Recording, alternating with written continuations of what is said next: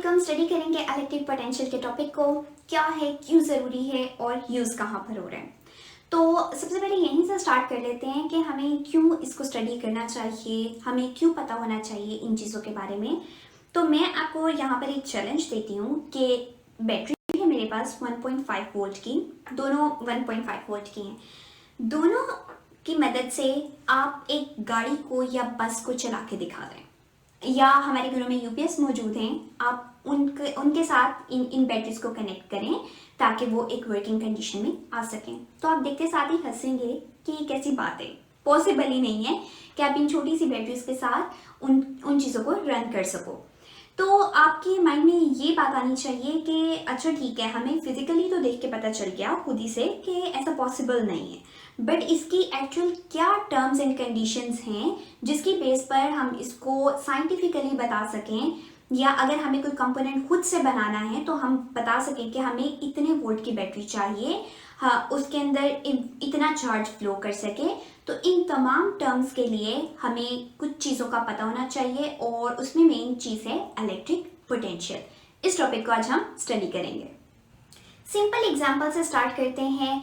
हमें ये आइडिया है कि ज़मीन हर चीज़ को अपनी तरफ खींच रही है। इसका मतलब है कि अगर कोई चीज़ हाइट पर है और उसको हल्का सा भी पुश किया जाएगा तो वो बहुत इजीली नीचे आ जाएगी।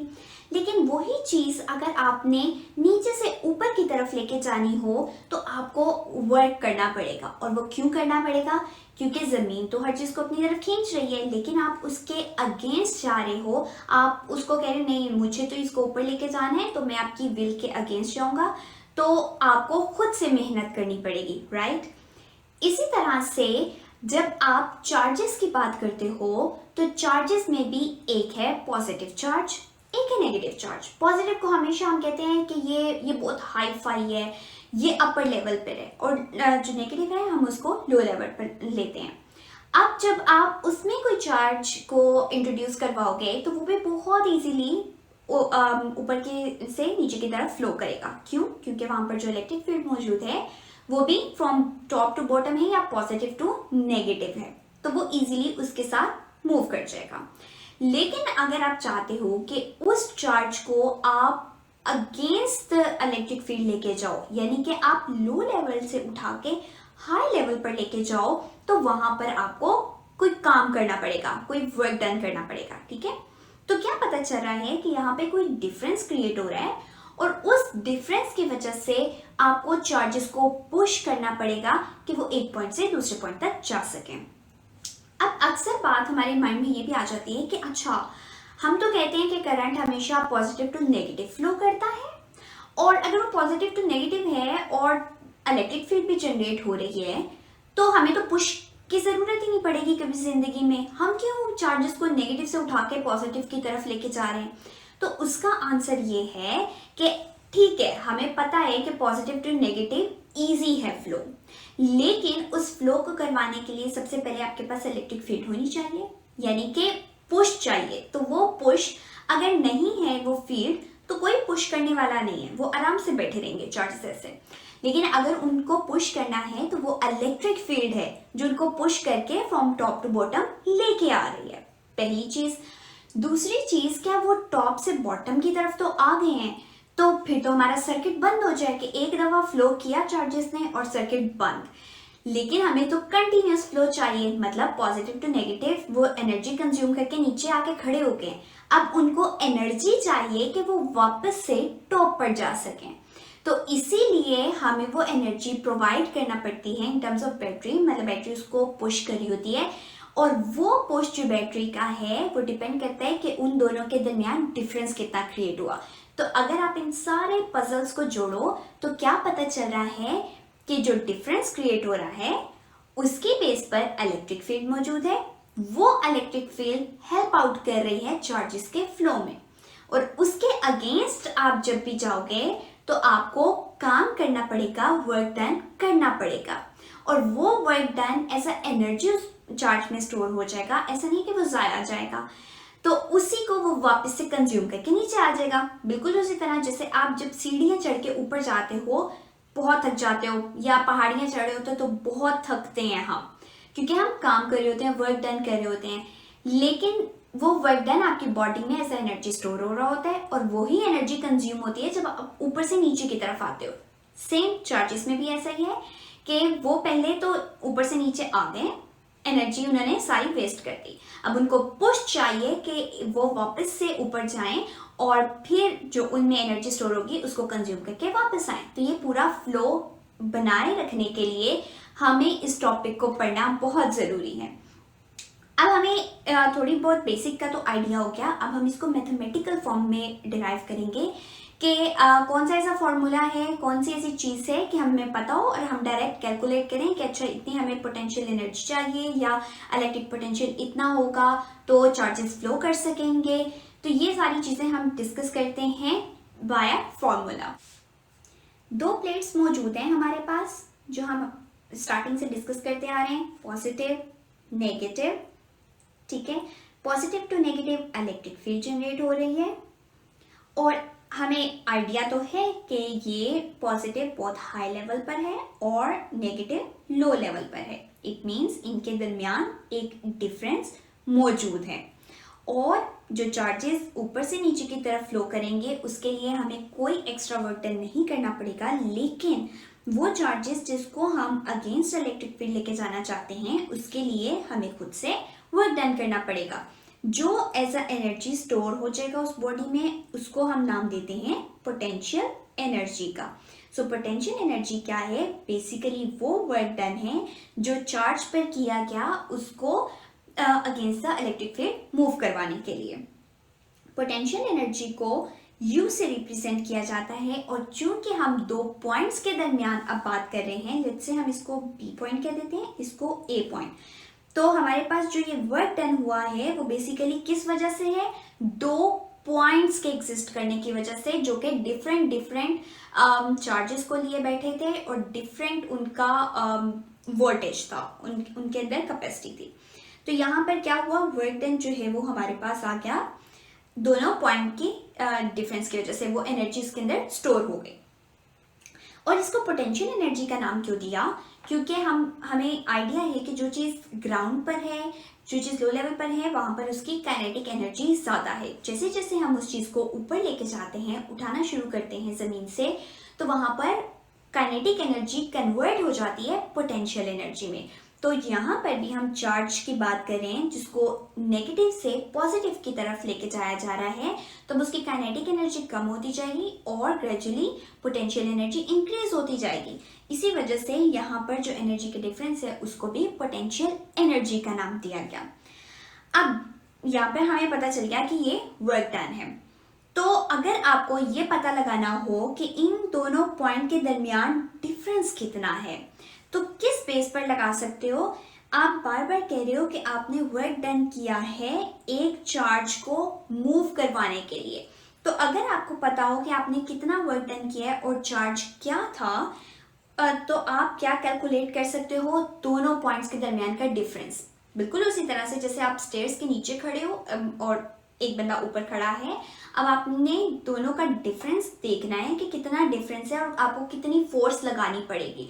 तो आप एज अ ह्यूमन बॉडी, आपको पता है आपका वेट कितना है, आपकी कैपेसिटी कितनी है, कितना आप वर्क डन कर सकते हो। अगर आपको ये दोनों चीज़ें पता है तो आपको पता चल जाएगा कि अच्छा मैंने इतना काम किया है अपनी बॉडी को A पॉइंट से B पॉइंट तक लेके जाने के लिए, इसका मतलब है डिफरेंस इतना था। तो यही चीज़ है कि आप डिफरेंस को पोटेंशियल, इलेक्ट्रिक पोटेंशियल को कैलकुलेट कर सकते हो और उसी बिहाफ पर आप अपने बहुत सारी बैटरीज, बहुत सारे कंपोनेंट को जनरेट कर सकते हो अकॉर्डिंग टू कि आपने उसको किस प्रोडक्ट में यूज़ करना है।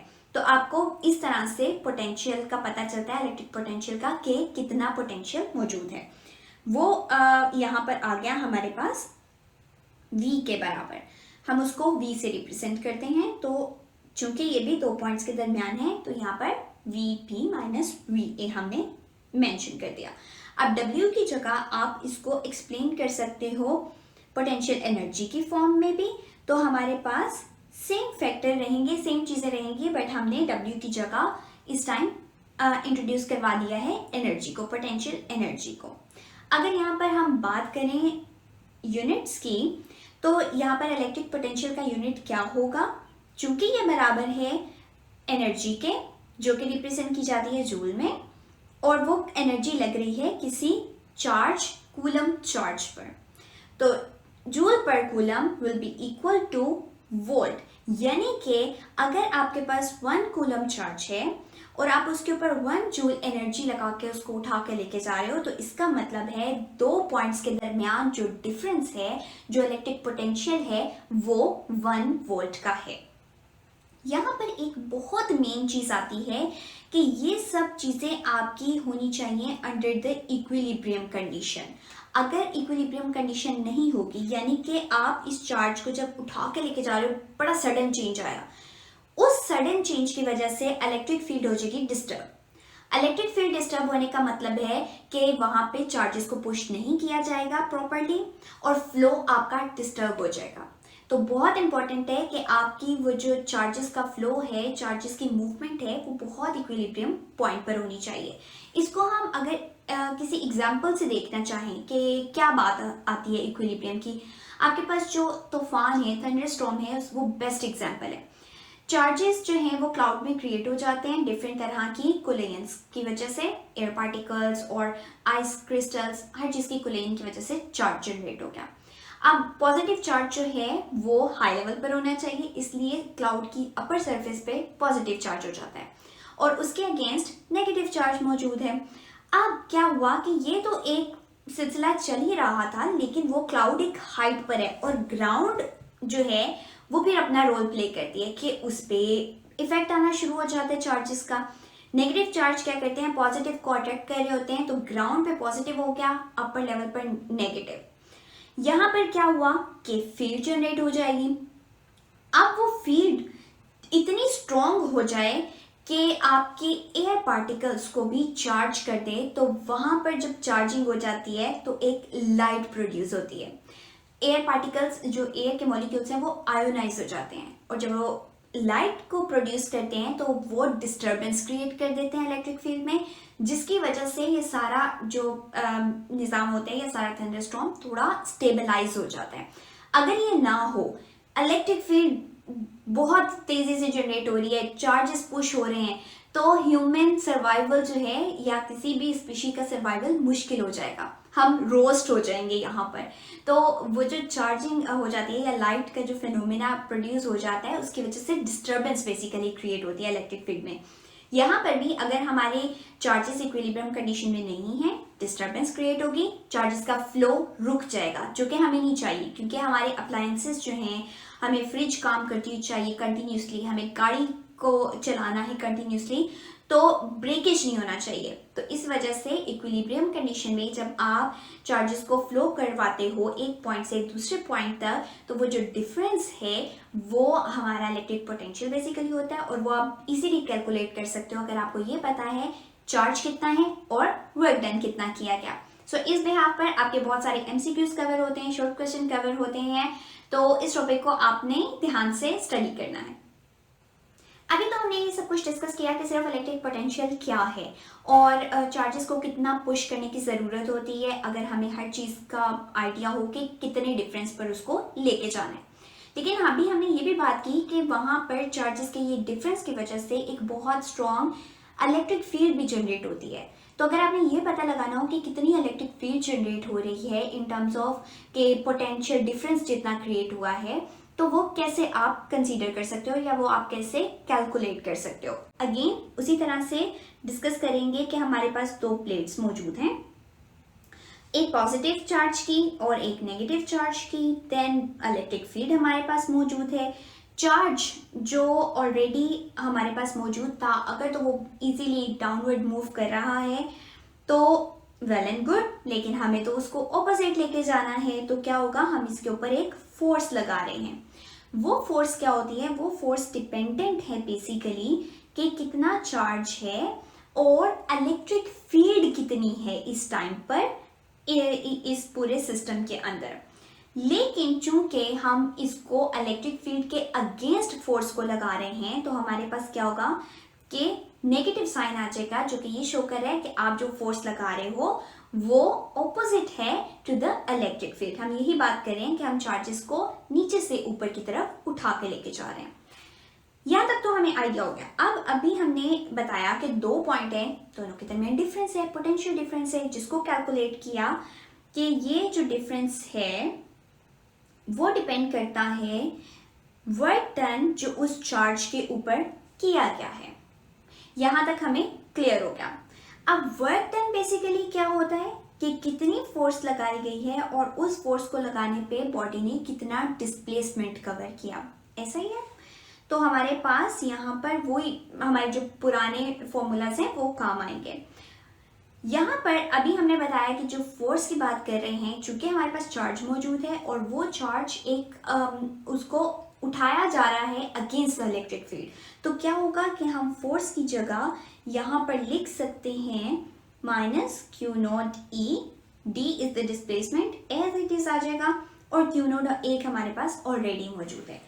ये क्यू नॉट से कैंसिल हो जाएगा, यानी कि चार्जेस का अब हमें कोई मतलब नहीं है चार्जेस से हमें, अगर हमें इलेक्ट्रिक फील्ड पता करनी है।